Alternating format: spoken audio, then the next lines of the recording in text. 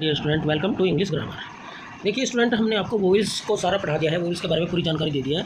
आज हम आपको कॉन्सोनेंट पढ़ाएंगे। कॉन्सोनेंट को हिंदी में कहते हैं व्यंजन। ठीक है जी, इसकी डेफिनेशन वगैरह हम आपको समझाएंगे। A sound that is made by blocking air from flowing out of the mouth with teeth, tongue, lips is called consonant. है ना। अब देखो इसकी हिंदी क्या है। व्यंजन वे वर्ण है जिनका उच्चारण करते समय मुख से निकलने वाली हवा जीभ, होठ वह दांतों के द्वारा रुक जाती है, उसे व्यंजन कहते हैं। है ना। जैसे कोई लेटर है ना, उसका वो उच्चारण कर रहे हैं, उसे बोल रहे हैं, तो जब भी हम उसे बोलेंगे तो हवा किसी न किसी रूप से दांतों के द्वारा, होठ के द्वारा या फिर तालू के द्वारा रुक जाएगी, बाहर आने में हवा को रुकावट होगी। जो ऐसे वर्ण होते हैं उन्हें हम व्यंजन कहते हैं, इंग्लिश में कॉन्सोनेंट कहते हैं। ठीक है जी। There are 21 consonant in English language except A, E, I, O, U. All letter are called consonants.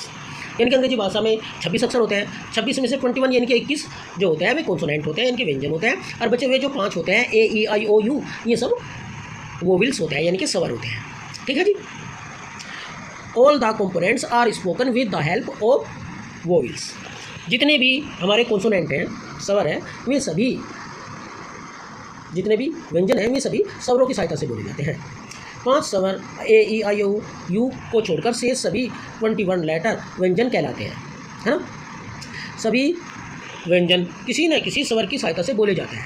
आप 21 में से कोई सभी बोल के देख लो तो उसमें कोई सा ना कोई सा स्वर आपको यानी कि vowels A, E, I, O, you में से जरूर मिलेगा। जैसे कि हमने एग्जाम्पल दिया है आपको, अगर आप एम बोल रहे एम तो इसमें ए स्वर है, पहले ए लिख रहा ना, फिर बाद में एम है ना। जी में ई स्वर है, यानी कि ई वोवेल्स है। बी में भी ई है, सी में भी ई है ना।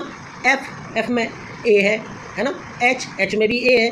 तो इसी प्रकार जितने भी आपके कॉन्सोनेंट हैं वे सभी वोवेल्स की सहायता से बोले जाते हैं।